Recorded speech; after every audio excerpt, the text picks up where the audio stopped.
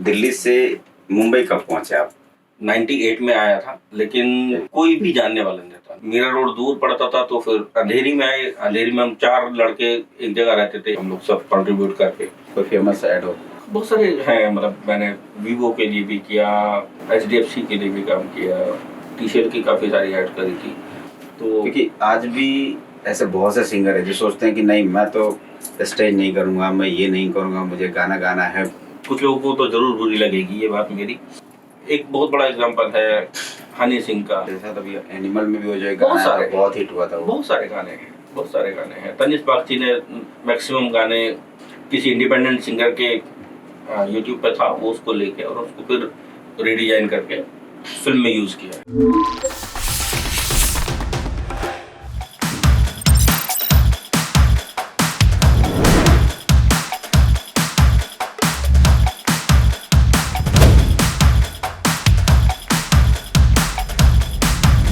Hello दोस्तों, मेरा नाम है अमित आनंद और आज हमारे साथ खास मेहमान हैं कुमार भोपी जी। तो आइए मिलते हैं कुमार भोपी जी से। नमस्कार सर। और आपके दर्शकों को भी मेरा प्यार भरा नमस्कार।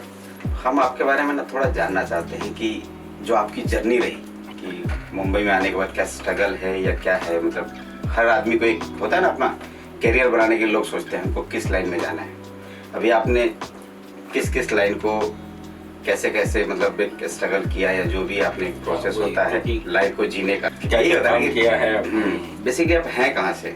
मैं हूँ गाजियाबाद में पला पड़ा। और उसके बाद फिर दिल्ली में ही जॉब थी पापा की, तो हम लोग भी फिर दिल्ली शिफ्ट हो गए थे 92 में। शिफ्ट हो गए थे मतलब कहाँ? हम लोग गाजियाबाद। अच्छा, गाजियाबाद से गाजियाबाद से दिल्ली शिफ्ट हो गए थे। दिल्ली में मैं पढ़ाई कर रहा था और साथ ही साथ मुझे गाने का शौक था।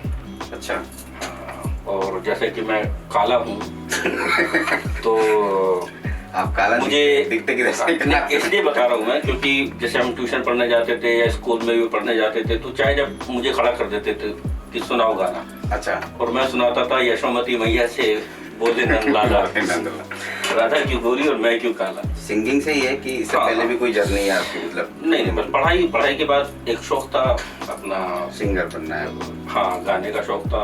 दिल्ली में बहुत शोज किए, बट पहले क्या होता था कि पूरी रात जागरण होते थे और वहाँ के जितने भी सिंगर्स होते थे उन सबको हाई पिच पे गाना पड़ता था और वो कंटिन्यूअस 3-4 घंटे गाते। तो जागरण वगैरह मतलब हाँ होता है, तो वो रात भर, क्योंकि नवरात्रों में जैसे होता था तो अलग अलग विशाल भगवती जागरण होते थे, तो वहाँ पे हमारी एंट्रीज होती थी। सपोज हमने यहाँ 11 से 12 बजे तक गाया, उसके बाद फिर नेक्स्ट टाइम 1 बजे से 2 बजे तक कहीं दूसरी जगह होता था। अच्छा, मतलब आप ही का शो इधर, फिर इधर से फिर आप कहीं और चले गए। वहाँ पे एंट्री सिस्टम होता था कि एक ही सिंगर एक रात में 3-4 जगह भी गाते थे, गाना गा सकते हैं। हाँ, कि कहीं पे जागरण की ओपनिंग करके फिर दूसरे सिंगर आ गए, आपने पेमेंट ली और निकल के फिर दूसरी जगह गए, फिर दूसरी जगह पेमेंट, फिर तीसरी जगह। अच्छा। तो इस तरह से जर्नी चलती रही। तो आपकी तुलना शायद किसी बॉलीवुड के सिंगर से भी की जाती थी?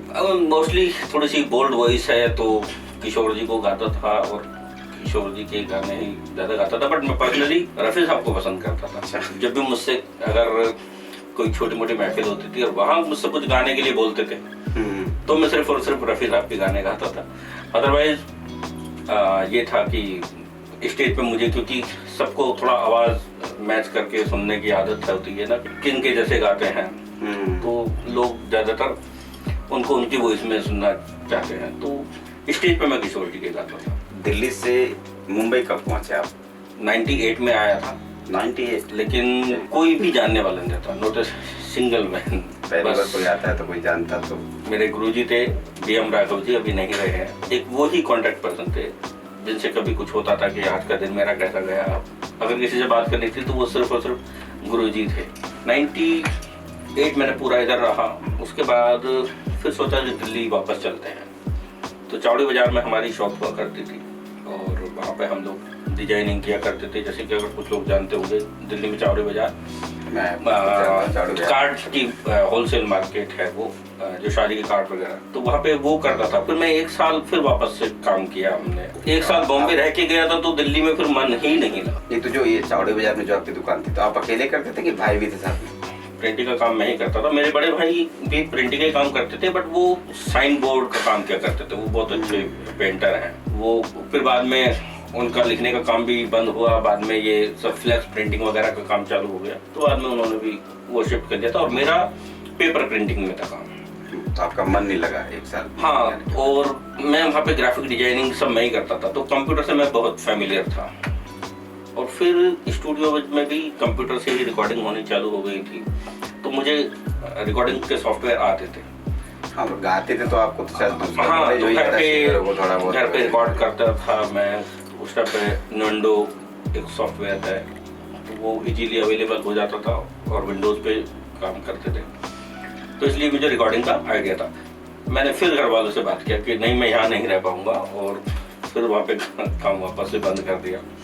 कोई भी फेवर में नहीं था, मतलब पूरा काम बंद करके और वहाँ जाए सब। कहते यार क्या आर्टिस्ट का एक अलग फितूर होता है, इसको फितूर ही कहेंगे, कि उसको चैन नहीं मिलता जब तक वो अपने मनपसंद काम नहीं करे। क्योंकि उसको एक आर्टिस्ट ऐसा है कि अगर उसको अपने क्राफ्ट करने को मिल रही है, अगर वो भूखा भी है तो भी वो उसको एंजॉय करेगा। और कोई ऐसा काम नहीं है कि भूखा है और वो मन से उस काम को करे। हाँ, ये तो है। इंडस्ट्री में अगर जो आए हैं काम करने, उनको ऐसा लगता है बस हमको वो करना है, भले एक टाइम का खाना नहीं खाएंगे चलेगा, पर करना वही काम है। वही काम है। और अदरवाइज मीरा रोड दूर पड़ता था, तो फिर अंधेरी में आए। अंधेरी में हम 4 लड़के एक जगह रहते थे। एक टाइम पे तो 5 लड़के भी रहते थे, हम लोग सब कंट्रीब्यूट करके। दिल्ली में जितना बड़ा घर था, यहाँ तो हम घुसते ही खत्म हो जाता था, उसमें भी हम 5-5 लोग रहते थे। तो ये मतलब, लेकिन उसका भी एक मजा, मतलब एंजॉय करना उस टाइम को भी एक एंजॉय किया। ऐसा नहीं था कि हाँ नहीं यार ये 5 लोगों के साथ कैसे रहे। हाँ, घर पे सबसे ज्यादा मेरी मम्मी मेरी टेंशन लिया करती थी कि ये घर पे एक गिलास पानी तक अपने आप नहीं पी सकता था, तो ये वहाँ पे कैसे करेगा, खाएगा पिएगा कैसे। लेकिन अगर आपका पैशन बड़ा है तो फिर सब काम हो जाता है। बात थी कि सर्वाइव कैसे करना है। तो शादी हुई थी उस समय की? नहीं, शादी नहीं हुई थी। कोशिश किया, स्टूडियो के बाहर खड़े रहते थे 1-2 घंटे भी। और जैसा फिल्मों में मैंने देखा है, पता हाँ, कि स्टूडियो में बुला ले कोई, अंदर बुलाए, तो 1-2 रिकॉर्डिस्ट थे, उनसे दोस्ती हो गई थी। तो मैं उनसे बोलता था कि भाई जैसे तुम्हें टाइम मिला है तो प्लीज मुझे बुला लेना अंदर। कुमार शानू जी गा रहे हैं, तो इच्छा होती थी कि उनको देखें कि कैसे गाते हैं उस टाइम पे। मतलब आप गाने के हिसाब से सोच रहे थे कि स्टूडियो में एंट्री हो मेरी, कि मैं हाँ, मुझे सीखना भी था ना, क्योंकि दिल्ली और बॉम्बे का कल्चर बिल्कुल अलग है। हाँ, सपोज वो स्कूल है तो ये यूनिवर्सिटी है। सिंगर बनने ही है वापस जो है। हाँ, सिंगर बनने का। हाँ, म्यूजिक में ही करियर बनाना है। मुझे जल्दी समझ में आ गया कि यहाँ पे सिंगिंग में बात बनेगी नहीं। थोड़े बहुत दिन, क्या 3 दिन मैंने एक बार में भी गाया था। अच्छा, 3 दिन। जब मुझे ऑफर मिला तो मैं बहुत खुश था। मैं इससे अच्छी बात नहीं हो सकती यार कि तुम गाने के लिए आए हो और गाने का ही काम कर रहे हो।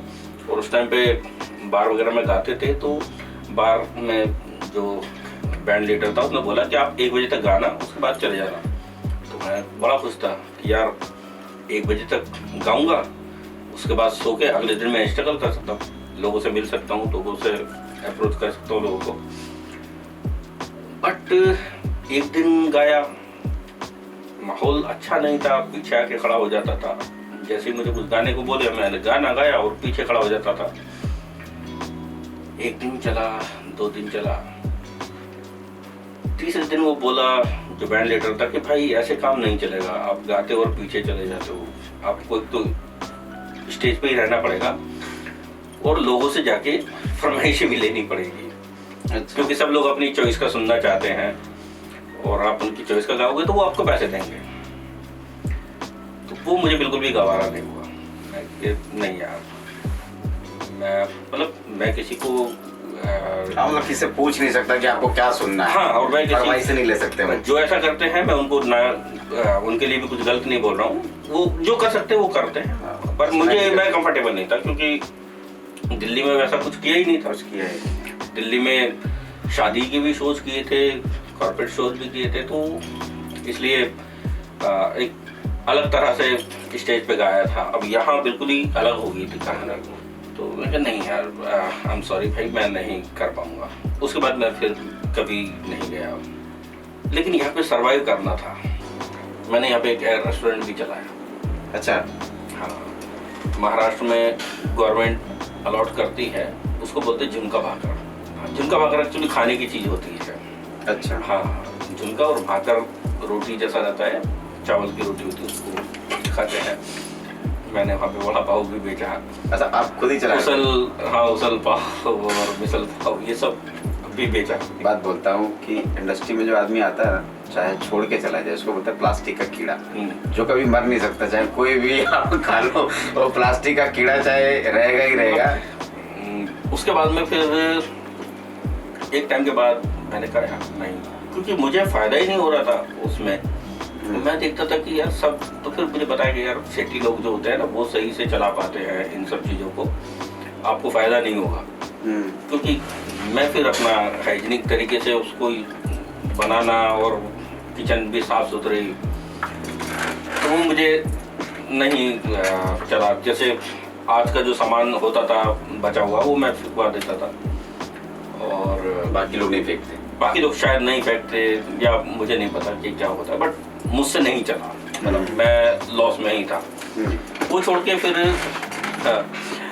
संध्या टाइम्स एक अखबार आता था, पता नहीं अब आता है नहीं आता, मिड डे आता है सिर्फ। संध्या टाइम्स भी आता था, मिड डे अभी तक भी चालू है। संध्या टाइम्स शायद बंद हो गया।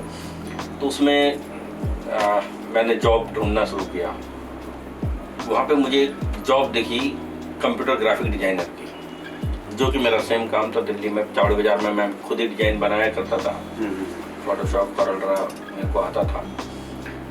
तो बैंक डेटा फॉर्म एक कंपनी है मरीन ड्राइव पे, उसमें मैंने इंटरव्यू दिया और मैं सेलेक्ट हो गया। वहाँ पे जॉब स्टार्ट हो गई। मेरी सैलरी थी 6,000 रुपये। अच्छा। हाँ, जैसे जो यहाँ के रेलवे के पास जो होते हैं, वो ये कंपनी बनाती थी, वो मेरा डिजाइन किया हुआ है। अच्छा, पहले ये चल रहा है। हाँ, और पहले कूपन की बुकलेट आती थी।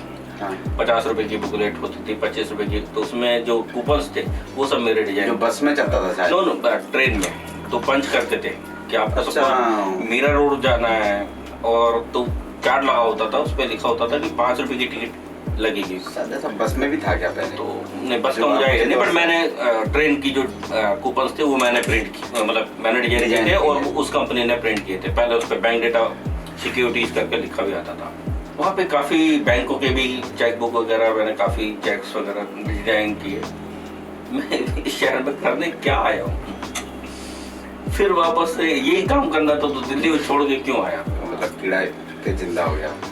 मुझे एक्चुअली एक जगह पे बैठ के काम नहीं करना था। मुझे कुछ ऐसा काम चाहिए था जिससे कि मैं मार्केट में घूम सकूं और जिन लोगों से मुझे बात करनी है उन लोगों से भी बीच बीच में मिल सकूं। काम जो समझ में आया वो था क्रेडिट कार्ड की रिकवरी।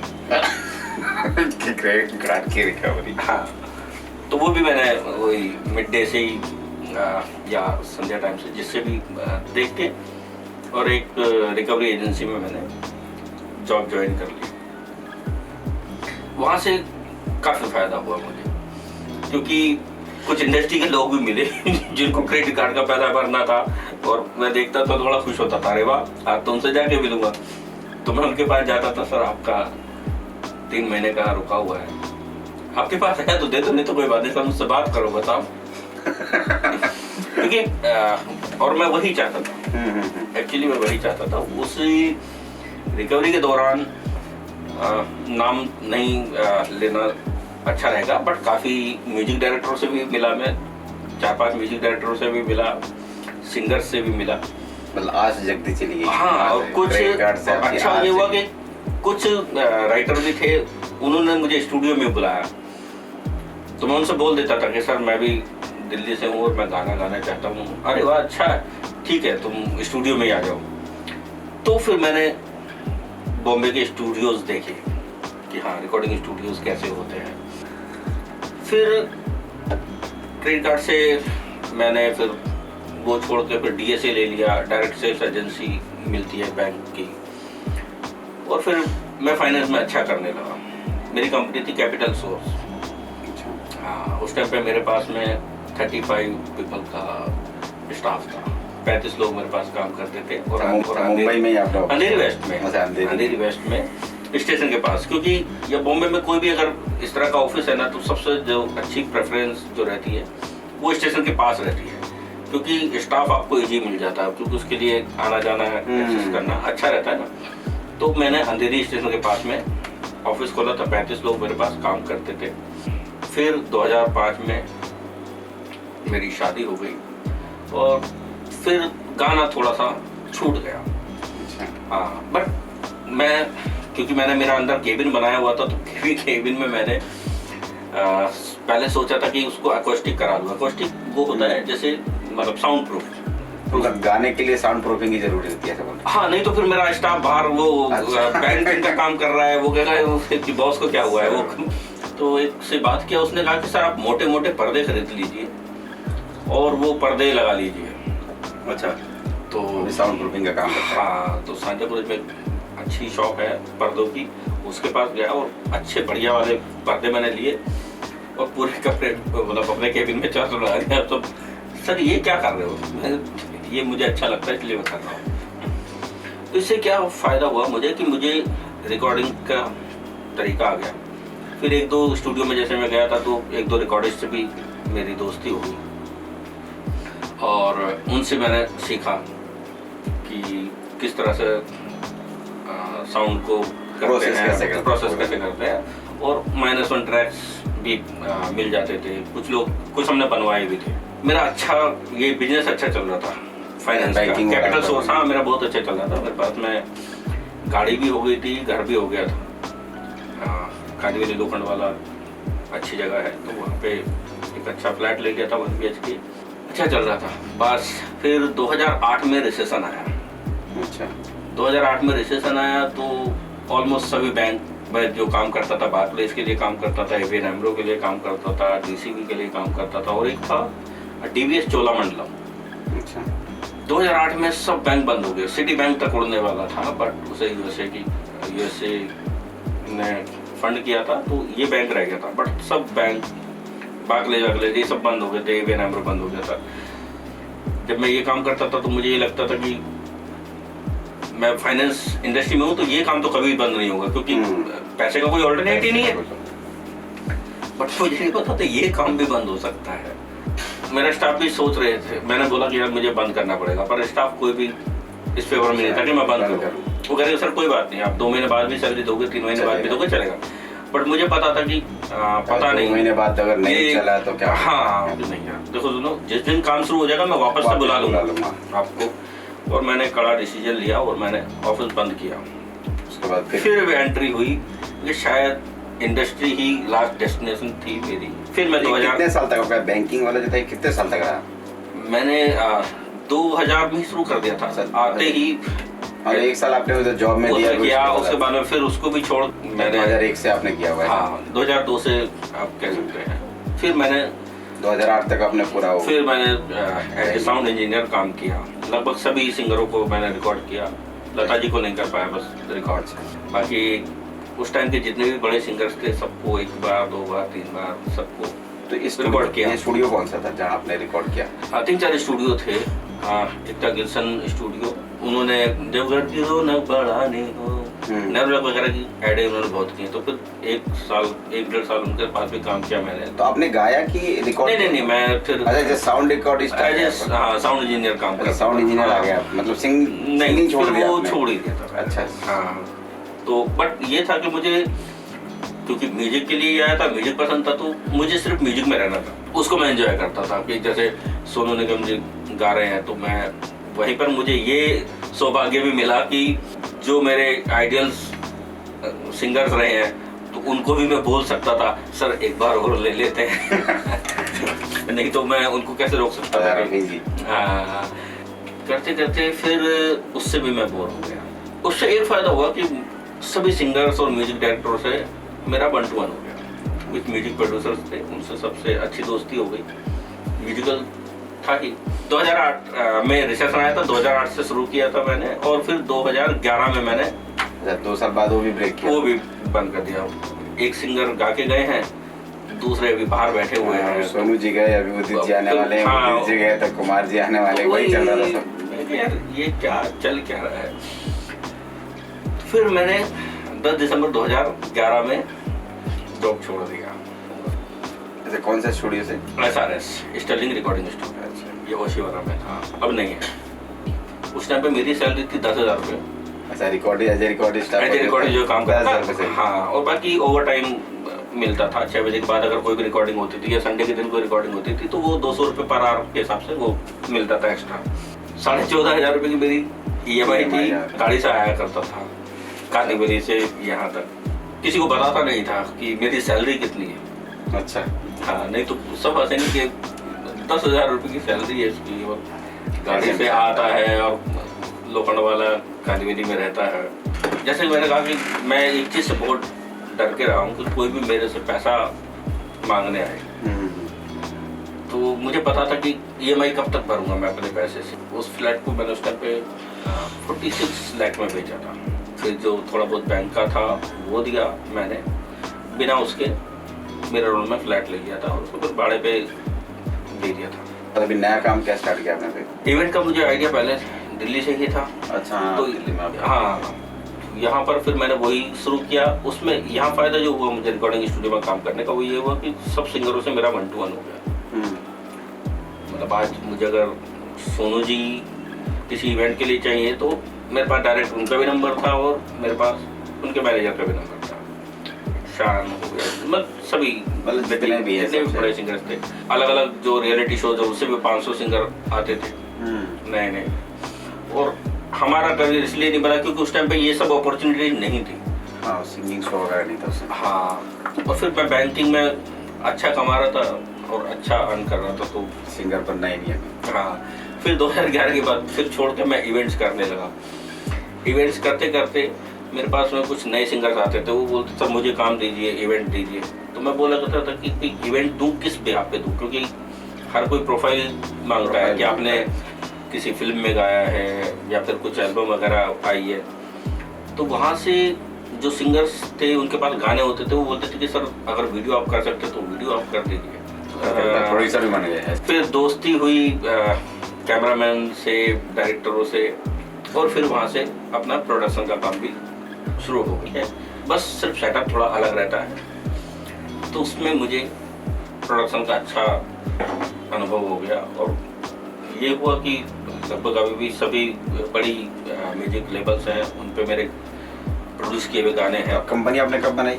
2011 में? 2008 में ही सोच लिया था कि मैं म्यूजिक स्टूडियो बनाऊंगा और उसका नाम बिग नॉइज रखूंगा। 2008 में आपने सोच लिया था? हाँ, बिग नॉइज, और नाम तब से ही साइड बाई साइड चल रहा था। बट स्टूडियो में फिर मुझे लगा नहीं कि नहीं यार, स्टूडियो में फिर वही बैठ के करना, और फिर नहीं, तो फिर घूमने फिरने की आदत लग गई थी। इवेंट्स लगभग सभी आर्टिस्टों के साथ में इवेंट्स किए थे, उनके साथ ट्रैवल किया था।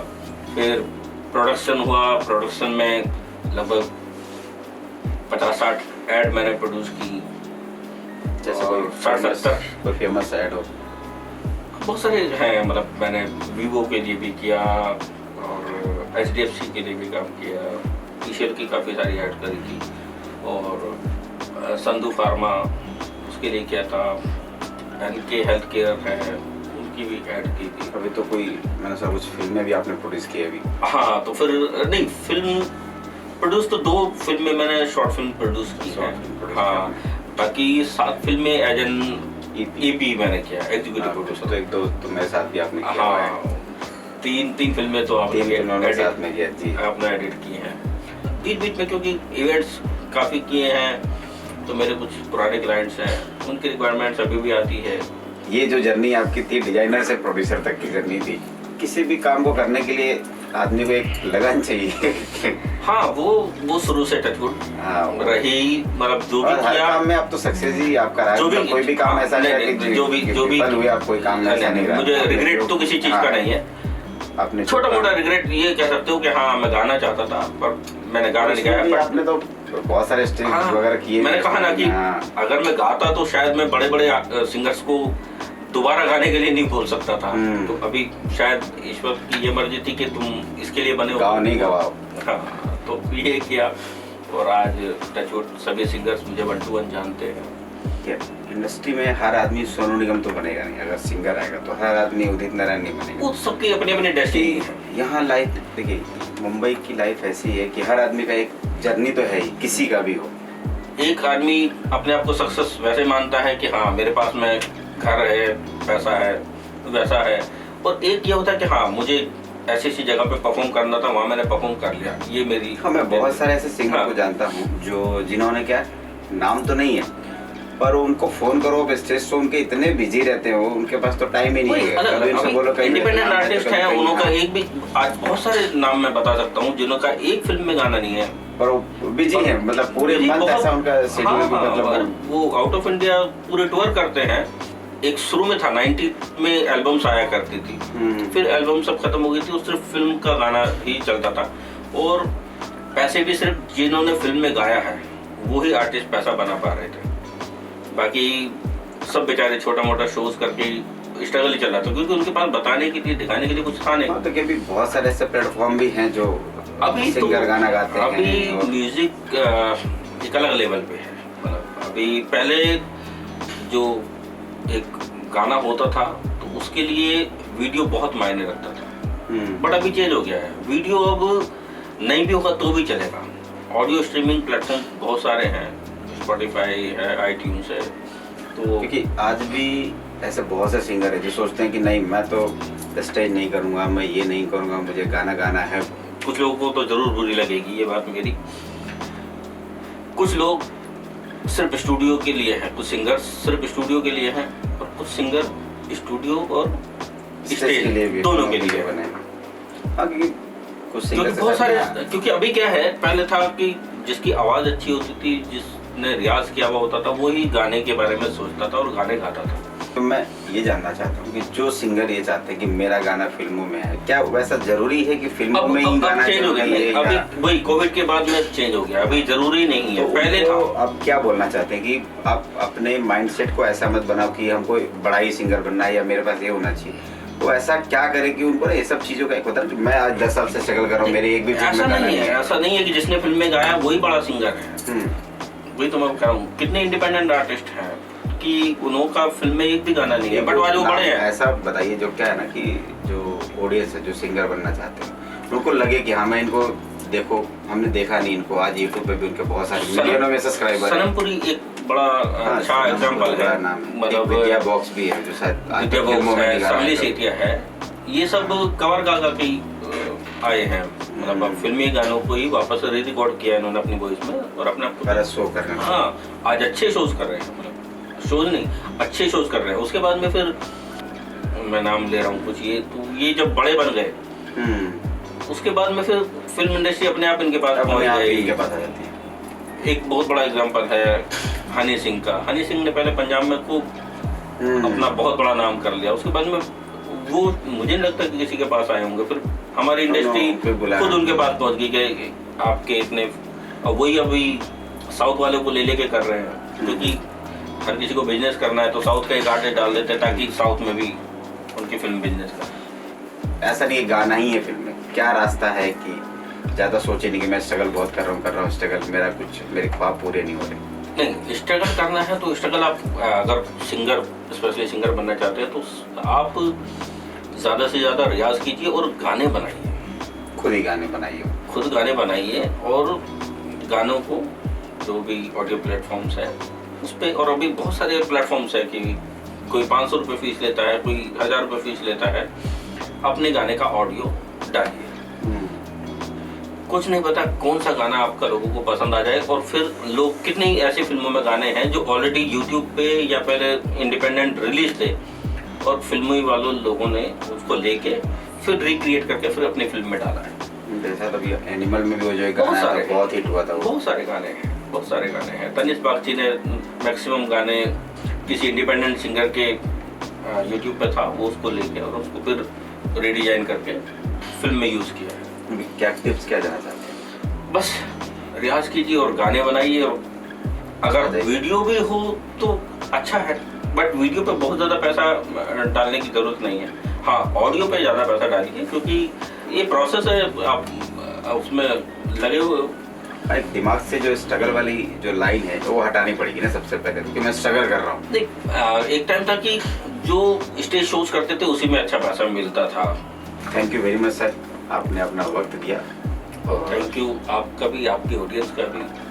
मुझे नहीं पता कि मेरी बात पसंद की जाएगी या क्या की जाएगी, जो मेरे दिल में था वो मैंने आपने पूछा और मैंने बताया। दिल से आपका धन्यवाद। Thank you.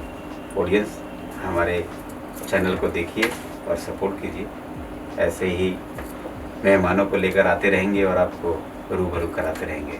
धन्यवाद। अभी तक का आपका एक्सपीरियंस कैसा रहा बॉलीवुड में? अप एंड डाउन्स होते हैं, कई बार आपके पास थोड़े ठीक ठाक काम रहते हैं, कई बार आपके पास काम नहीं होते हैं। पिछले 10 साल में कम से कम 200 गाने रिकॉर्ड करवाए हैं इस मार्केट में, कम से कम 200 गाने रिकॉर्ड कर रखे हैं। कहते हैं एक आर्टिस्ट को चाहिए कि उसके सबसे अच्छे प्रोडक्ट की कोई तारीफ करे, मतलब सबसे अच्छे आर्ट की तारीफ करे, तो हाँ it's something like that. Shahrukh Khan का एक डायलॉग है फिल्म में, कहते हैं किसी चीज़ को दिल से चाहो तो सारी कायनात उसे तुमसे मिलाने की कोशिश में लग जाती है।